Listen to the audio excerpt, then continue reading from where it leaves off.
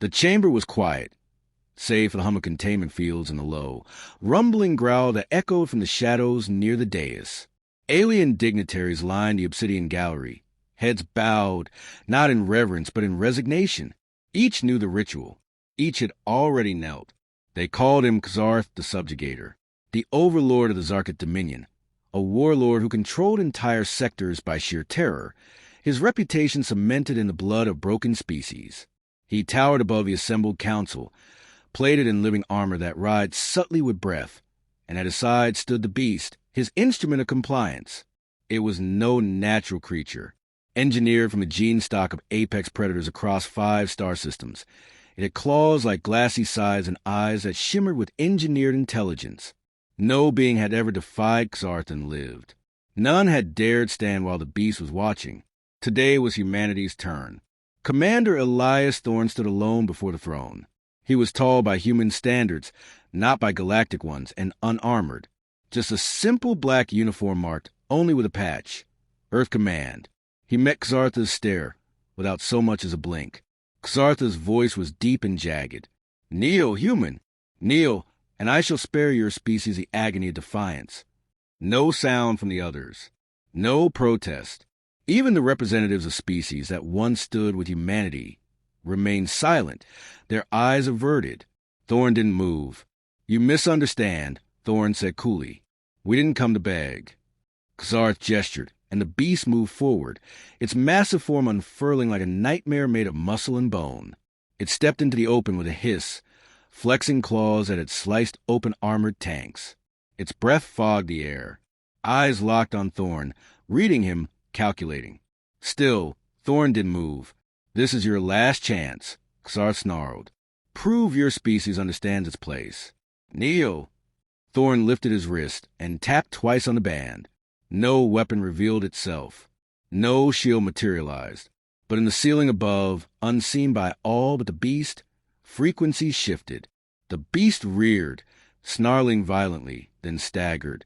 It shook its massive head, claws twitching erratically. 1 step, then 2. It tried to lunge. Its muscles spasmed. Then it collapsed. Gasps echoed through the chamber. Xarth stood, rage boiling across his face. But Thorne was already walking forward, calm and deliberate. You call it a beast, he said, voice sharp now. But it's just a biological weapon. Engineered. Predictable. Vulnerable. Xarth roared, stepping down toward him. What have you done? Sonic disorientation paired with focused neurotoxins. Thorne replied, We've studied your monster for weeks. Subdermal dart system. Completely invisible. I didn't need to lift a weapon. Just let it come close. The silence was heavier than any shout. You think you made a point? Xartha's voice was lower now, dangerous. That you can neutralize one creature, and that makes you strong? No, Thorne said. I'm making the point that humans don't kneel. Not to threats. Not to pain. Not even to extinction. The beast groaned, barely conscious now, its limbs twitching in submission. Thorne turned his back on it, without concern. You wanted us to grovel, he continued, addressing not just Xarth now but the entire chamber. You assumed fear would control us. That is your mistake. One of the other alien diplomats, a thin, multi-eyed creature from the Salari Compact, whispered barely audible, he should be dead. That thing tore through our generals like paper. He's human, another responded. They do this. Somehow. Xartha's voice was dark with anticipation now. Then let us make it interesting. You believe yourself untouchable. Prove it. The blood trials begin tomorrow. Thorne paused. We're not your entertainment. Xarth smiled. You want autonomy? You want Earth to remain outside my domain? Then win. Or die. Or kneel. There were rules for this. Galactic ones. The Council couldn't object. Not if Xarth offered challenge. The blood trials were ancient, brutal, designed to humiliate and break insurgent species. But they were legal, public, and binding. Thorne glanced once toward the beast. Still down. Still breathing. Then back to the Council. Then we accept, but you won't enjoy the show. The decision caused ripples across the political sphere. Alien news channels lit up with breaking alerts. Humans accept blood trials. Deathworlders challenge Xarth. Earth sends commander to battle. Predictions poured in. Odds fluctuated wildly. Many assumed Earth's representatives would die in the first event. Some quietly hoped they'd last long enough to make it entertaining. Few believed they'd win. The humans didn't bother responding to the noise. Thorne returned to his command team in orbit. They were waiting in a sleek, Darkhold Corvette hidden just beyond the moons of Zarkatha's capital world. Inside, the mood wasn't tense. It was focused. "I assume he took the bait?" asked Lieutenant Wren. Thorne nodded. "He thinks this is about pride. He doesn't understand it's about strategy." They pulled up the simulation records. For months, Earth intelligence had been intercepting data on Xartha's trials, environmental challenges, gladiatorial duels, beast battles. They had mapped every previous contest, every species that died in them, and they had learned. "He expects us to come in swinging," Wren said. "He's never fought humans in a death game. He thinks we'll try to match brute force." "He thinks wrong," Thorne said. "The chosen team consisted of 6 specialists in survival, biomechanics, stealth warfare, psychological ops, and rapid field adaptation. None of them were heavy infantry. All of them were from Earth's most hostile biomes: desert, tundra, irradiated zones, deep ocean. One, a woman named Calder, had survived the acid rains of New Damascus during the collapse. Another had hunted mutated predators on Titan's thaw fields. Each knew what it meant to fight with nothing. They trained in silence. They didn't need to be told what failure meant. The first trial would be announced in hours. No sleep, just preparation. One of the other species' envoys, a trembling amphiboid named Vrek, visited the human delegation under the pretext of delivering logistical data. "You don't have to do this," he whispered. "Even now, if you kneel, he might still spare your homeworld." Thorne didn't look up. "We didn't come here to survive. We came to be understood." Vrek looked confused. Thorne elaborated. "Every time a new species enters a galactic stage, they ask the same question. Are you civilized? We're not. We're human. We climbed out of our gravity while using fire, war, and desperation. We mastered our world by hunting predators that were faster, stronger, and better adapted than we were. You think death scares us?" The envoy recoiled slightly. Thorne finished without raising his voice. "We are what your nightmares have nightmares about. Tell Xarth that." The next day, the announcement came. The first trial, the Beast Gauntlet, a test of survival against apex life forms drawn from the most dangerous worlds in the galaxy. Contestants would be thrown into a zero-escape arena, armed with nothing and told to endure. Most species failed in minutes. Thorne simply nodded when he read it. No shock, no adjustment. "They're still underestimating us," Wren said. "Good," Thorne replied. "Let them." The impact was brief. The humans landed silently, their bodies absorbing the drop with practiced efficiency. Sensors adjusted, eyes scanned, instincts took over. Around them, the gauntlet roared to life. The walls hissed with energy barriers, and overhead, alien spectators leaned in, hungry for carnage. They'd watched hundreds of contestants get torn apart. They expected the same today. The arena was a labyrinth of shifting terrain, spikes, mist fields, predator zones. Somewhere in the fog, the apex beasts had been released. Organically enhanced nightmares, bred specifically to torment intelligent prey. Most contestants tried to run or hide. The humans split without a word. Calder moved through the mist, using thermal cues and passive sonar. Her implant lit with rhythmic pulses. Heartbeat signatures not human. She dropped low, waited, then launched a distraction emitter. A silent flash. The beast to her right turned. She sprinted, slid under a root tangle, and injected a chemical burst into the soil. Seconds later, another predator stepped into the toxin. Collapse. No sound. No kill for cameras. Just absence. Elsewhere, Cray maneuvered across a magnetic slope that disrupted visual targeting. He left no footprints. One of the viewers remarked that he disappeared. Not evaded, vanished.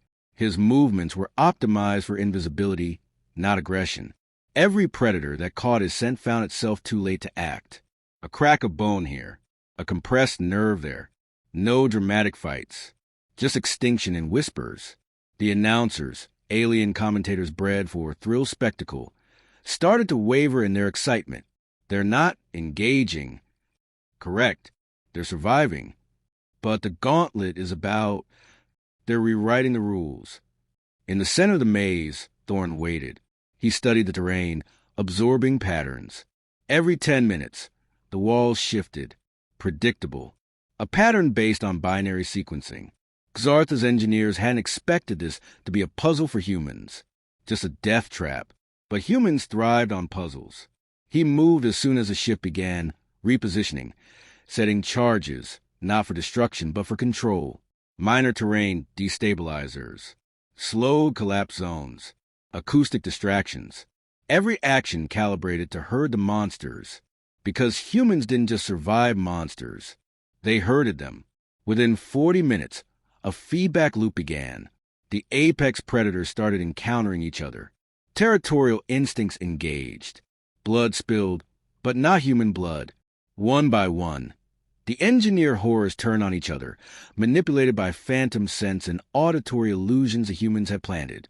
By the end of the third hour, only 2 humans had directly engaged the beast, and both had done so with surgical precision. No wasted motion, no injuries. Above, Xarth leaned forward, his claws tapping his throne. "They're not even bleeding," he growled. "They're not here to entertain," said one of the nearby nobles. "No," Xarth said. "They're here to send a message." One of the beasts escaped the arena. It had never happened before. Thorne had planned it. A pressure corridor weakened by thermal destabilizers allowed the largest predator, a bipedal thing made of mirrored bone and muscle fiber, to breach the holding gates. It didn't escape into the city. It climbed, and it climbed directly toward the observation decks. Security scrambled. The viewing windows sealed. Panic spread. Thorne spoke into the shared channel. "Show them what happens when you build monsters to impress rather than control." Calder activated contingency, a fail-safe protocol embedded in a viral implant they'd injected into the beast feeding line days before the event. The predator locked, shuddered, then turned back, driven by an irresistible sensory loop. It attacked the very doors it had just escaped through. 1 blow, 2, then it collapsed in the middle of the gauntlet, paralyzed by induced seizures. Cheers did not follow. Silence did. The humans regrouped at the end point, exactly 4 hours in. No fatalities. No wounds. No desperation. Just cold, clinical survival. Xarth stood slowly. "Fine. The gauntlet was miscalculated. The next trial will not test your cunning. It will test your will." Trial 2 was psychological endurance. A shared construct. Neural interface. Participants immersed in a simulated prison of fear and failure. Most minds cracked within the first hour. The simulation adapted to individual traumas and fears. It couldn't be outsmarted, only endured. Xarth smirked as the humans were wired into the pods. Let's see how they handle themselves when the monsters are inside. The neural dive began. Thorne awoke in a simulation of earth burning, cities in ruin, ash in the air, his team gone. He stood alone. The simulation whispered into his mind, his fault, his failure, the consequence of pride. He didn't respond. It shifted. The image of his sister, one lost in the Martian collapse, called to him, blamed him. The air thickened. Reality warped. He didn't respond. Cray faced drowning, a recurring nightmare from childhood, a storm-swept ocean, hands pulling him under. He didn't struggle. He let it take him, felt the panic rise, then controlled it. He reached inside the simulation, not to escape it, but to study it, to infect it. Humans didn't just endure psychological trauma. They dissected it. Calder was presented with betrayal, her team turning on her, her failure, leading to their deaths. The simulation screamed with guilt and accusation. She walked through it. Every figment that rose against her, she memorized, and then she began to alter the parameters. Minute changes. Her subconscious realized the cracks faster than the system could compensate. At 2 hours, the simulation started to break. The alien operators monitoring the feed panicked.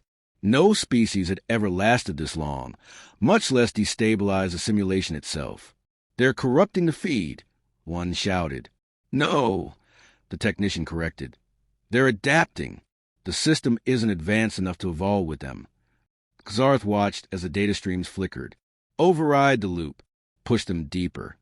But the deeper they were pushed, the more lucid they became. Thorne stood in front of the simulation's core generator, impossible within the design. And yet there he was, calm, unshaken.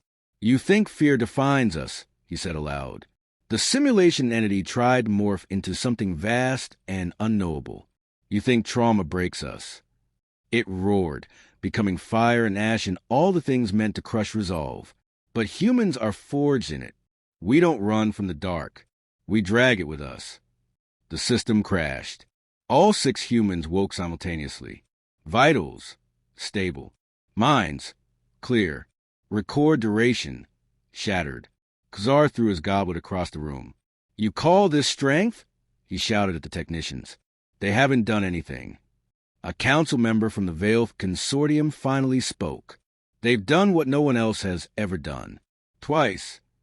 Trial 3 was announced. No vote, no discussion. Xar declared himself. Dual sovereigns, 1 combatant from each side. No weapons, no armor.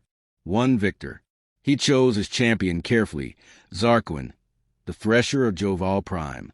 7 feet of bio-enhanced muscle, triple-jointed limbs, and an exoskeletal frame capable of shattering stone.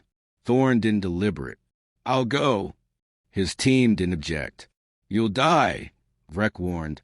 "No tricks in this one. Just violence.